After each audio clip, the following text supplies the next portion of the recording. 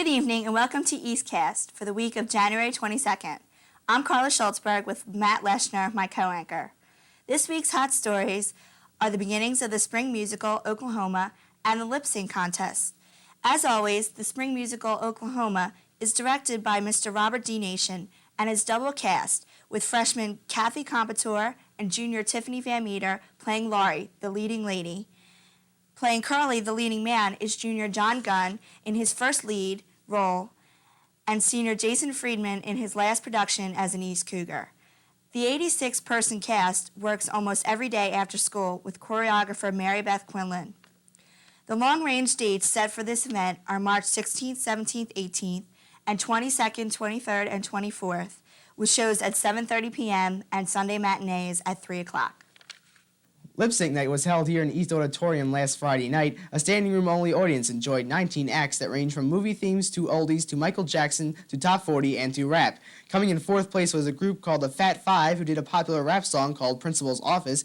Coming in third were the Powerful Dudes of Pumptitude, which was a spin-off of Hans and Franz from NBC's popular Saturday Night Live. The song they lip-synced was Pump Up the Volume. Coming in second was the Two Dead Crew, who did Michael Jackson's hit Thriller. And last but not least, in first was reproduction by a group of 30 juniors. Congratulations to all. East Dance Group has come back into view with the help of Miss Mary Beth Quinlan. Christina Puglisi talks with her about the reorganization of Orchesis. This year, the Orchesis Club is returning to East. I'm here with Mary Beth Quinlan, the director of Orchesis. What is the purpose of this group? The purpose of Orchesis Dance Club is to tap into any new talent at East, to offer those students who don't have a chance to take dance classes outside of school, they may take it here, or anyone who's just interested or curious in moving or dancing to come out. So there's a few purposes, and all of them are all welcome to come. Why have you chosen to begin the class again? Well, I felt it was so beneficial when I was a student here at East. The Orchesis Dance Club gave students a chance to perform in school concerts, and for the community, it gave, again, students a chance to expose themselves to different kinds of dance forms if they didn't have a chance to outside of school. What does the name Orchesis mean? Orchesis is a Greek term meaning dance or movement. And when can we expect to see performances? I'm planning definitely to have a few performances at the Pavis Festival that's held, I think, in the springtime in May. And other than that, probably other community performances once I get the club off its feet and organized. Today was the first meeting, and we had about, I'd say, 75 people turn out. So I was real pleased with that. If students miss the first meeting, can they still join?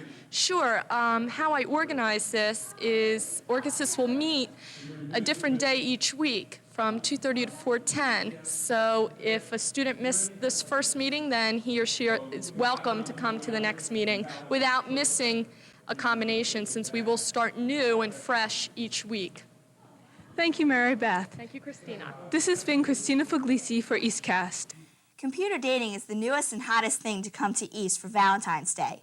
It's sponsored by the student government and is easy to do. Forms can be picked up and dropped off in a box across from communications.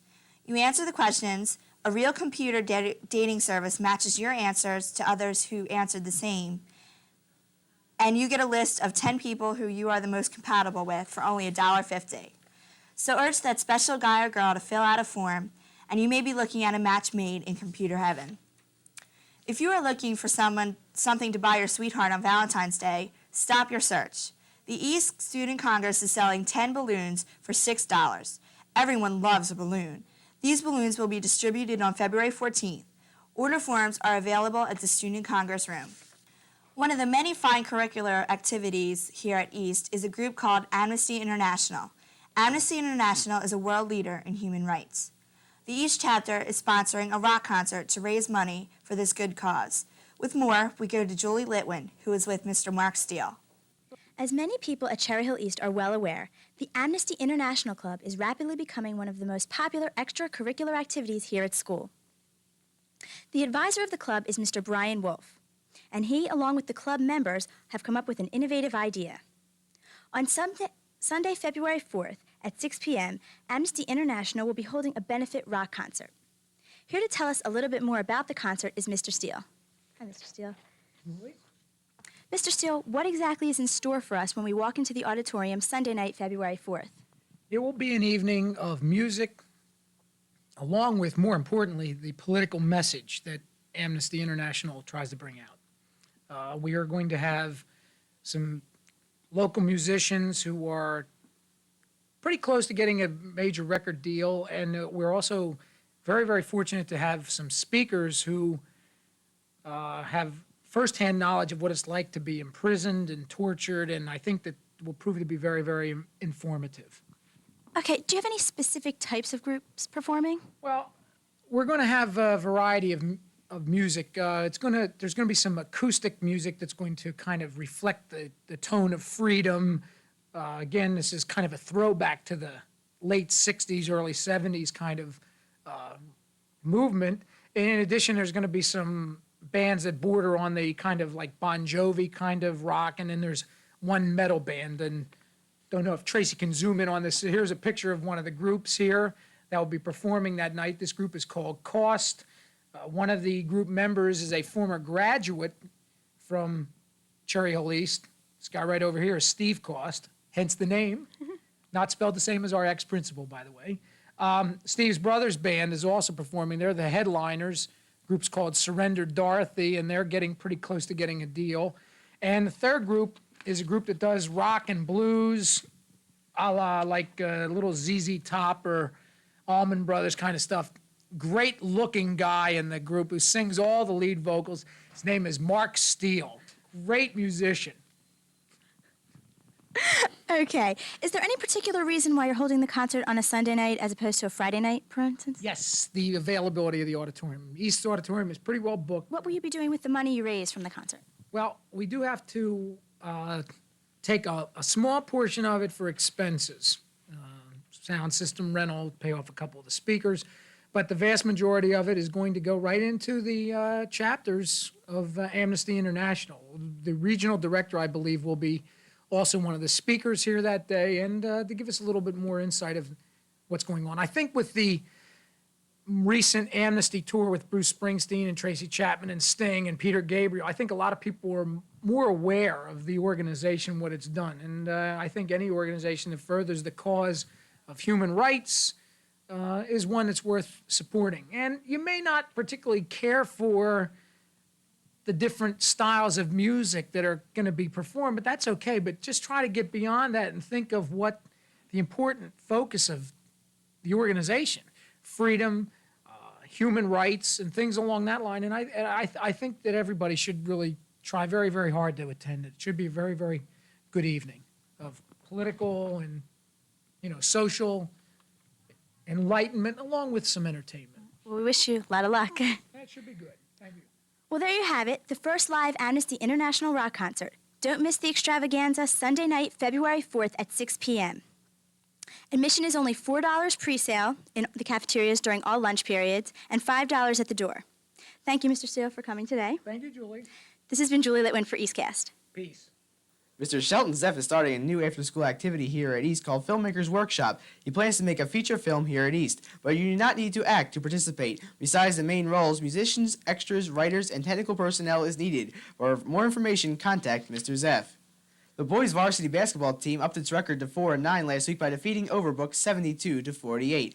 Glenn Adler and Jim Walsh combined for 36 of the Cougars' points. Also playing a good game was Eric Wasserman, who scored 14. Come root for the Cougars tomorrow at home against Highland, and watch them tonight here on Cable 18 following the West Report and the Junior School News. The Cougar boys swim team crushed Pennsauken last week, 121-36. Placing it for East were Matt Feldman in the medley relay, Mark Levinson in the medley relay 100 free and 400 free, Brad Clemens in the medley relay and the 100 fly, John Arcarelli in the medley relay, diving, and 50 free, Andy Carnell in the 200 free, Joe Ciparetti in the 200 free, Mark Denick in the 400 free, Eric Holmes completed in the Ironman, where he came in first in the 500 free, 100 breast, and 400 relay. The boys' Cougars remain undefeated. The girls' swim team lost to state champion Westfield last Wednesday, 89-83. The Cougars' outstanding efforts were led by Deidre Lynch, Raquel Schwartz, Kristen Kisselbach, Allison Murray, and Donna Bruno. The varsity girls basketball team has been on a roll against the Olympic division the last couple of games. The team, coached by Mr. Fleming and assistant coach Mr. Boyle, swept a 2-game series against Camden last week. The Lady Cougars, led by seniors Meredith McDevitt, Carrie Osborne, Robin Goldenberg, and Cindy Paul, won their highest scoring game yet, 62-41 against Overbrook, with 21 points from McDevitt and 14 points from Osborne. Congrats also go to juniors Lisa Catalini, Jen Allen, Tina Kelleher, Denise Grubb, Jen Gradowski, sophomore Lely Cherry, and freshman Jill Marple, who helped put this team back in stride with a 5-7 record after starting the season 2-6. Keep up the teamwork, girls. The next home game will take place next Tuesday, January 30th at 3:30 p.m. in the girls' gym. Come out and support the team. The East Ice Hockey team lost a close one last week to William Penn 5-4. Their record currently is 8-2. The next home game is Friday at the Coliseum, 3:30 p.m. against Bishop Eustace. This concludes EastCast for January 24th, 1990. For our student cameraman Tracy Sablotkin, our cameraman and editor Mr. Gordon Hampson, our faculty advisor Ms. Peggy Beck, and for my co-anchor Carla Schultzberg, this has been Matt Leshner. Coming up next here on Cable 18, East vs. West varsity boys basketball following the junior school news. Tonight we leave you with Ophelia, who kept dry despite the rainy weekend. Good night, Ophelia.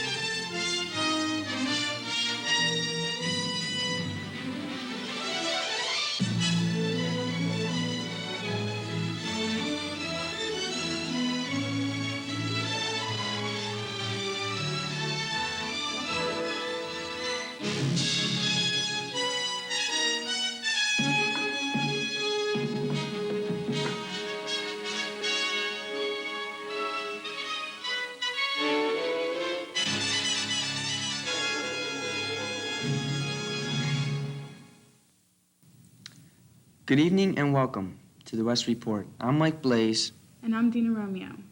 The French Club has been selling t-shirts and sweatshirts for fundraisers. They have 2 designs, black and white.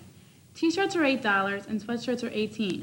If anyone is interested in purchasing one, it's not too late. French teachers are still taking orders. The lip sync is postponed until April 27th. If you're interested, please see someone in the SGO office or the freshman class government in F30. On January 11th, 1990, Cherry Hill West ROTC had their annual spaghetti dinner. ROTC has been having this event since 1978, and it's been a great success each year. But apparently this year has been the biggest success ever. Also in ROTC, there was a change of command on Tuesday, January 23rd. This change of command happens once a year, when the unit commander turns over command authority to another cadet.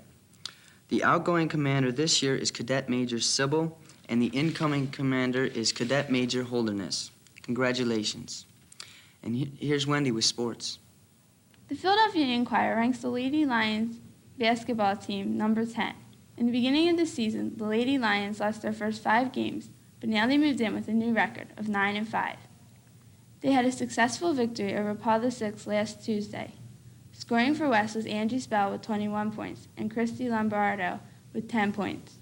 On Thursday, West defeated Highland 40-32. Angie Spell again scored 21 points for the Lady Lions.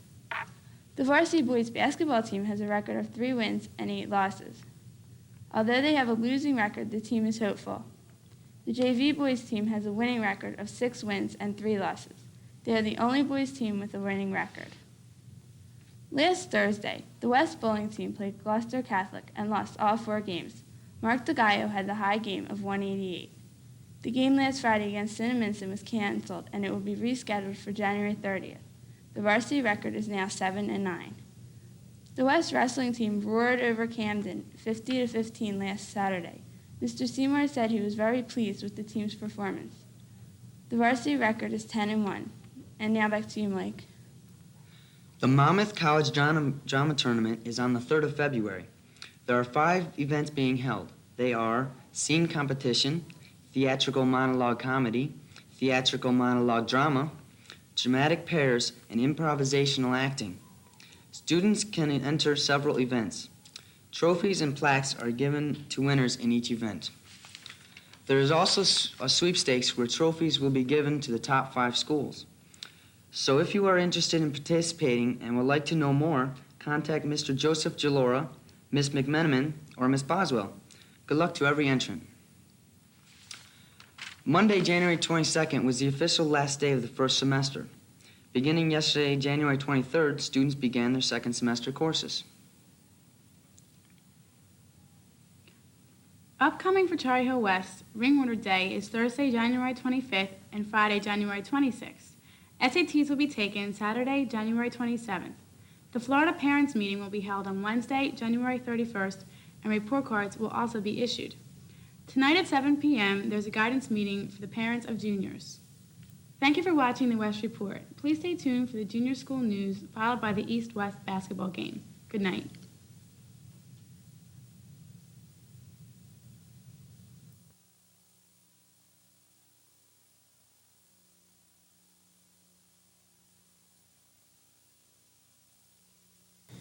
Good evening. I'm Jennifer Ayrton, and this is Carusi News.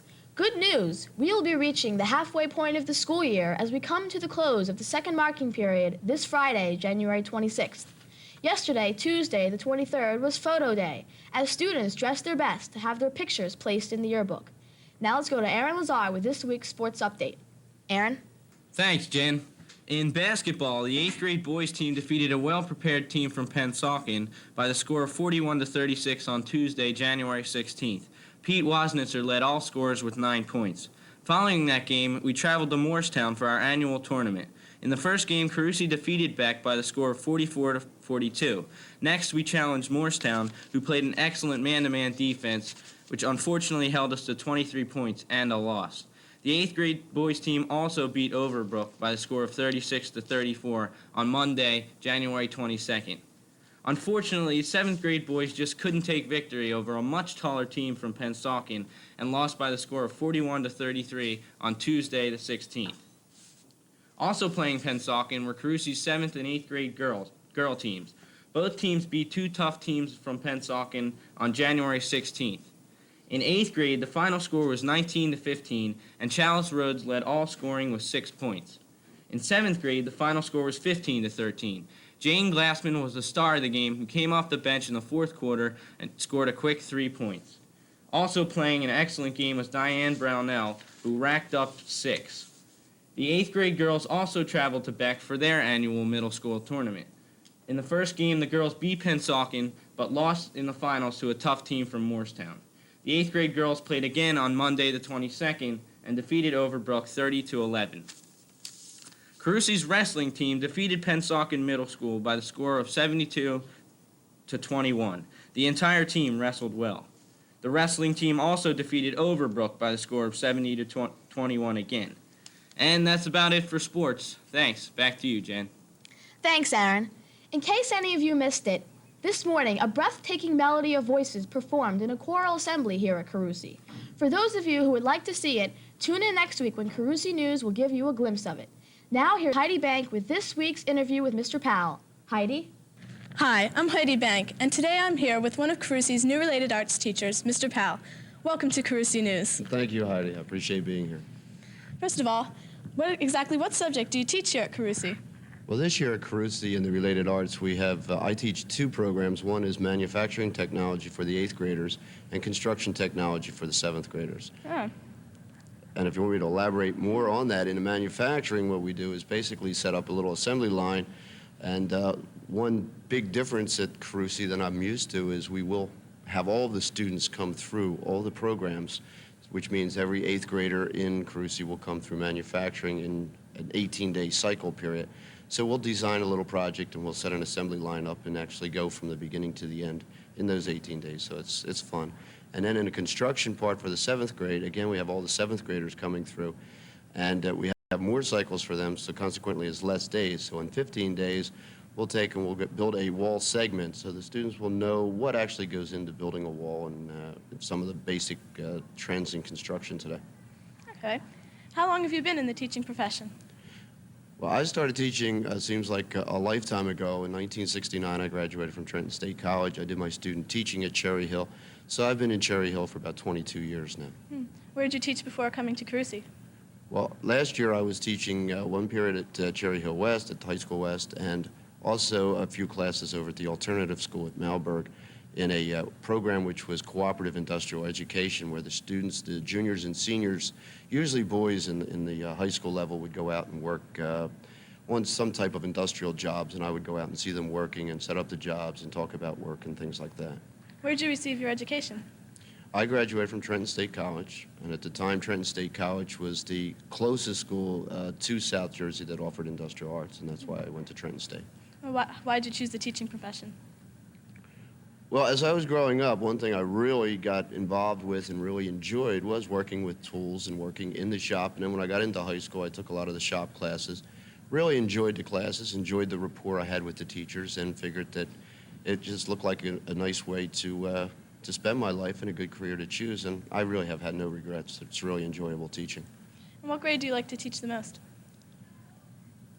This year, this is a whole new realm for me. Of course, 7th and 8th grade after teaching high school for 20 years, and it's almost like starting over. So to pick a particular grade level to teach, I mean, they all have their unique qualities to them, and they're all pretty much enjoyable. So it's really does not matter what grade or what age level.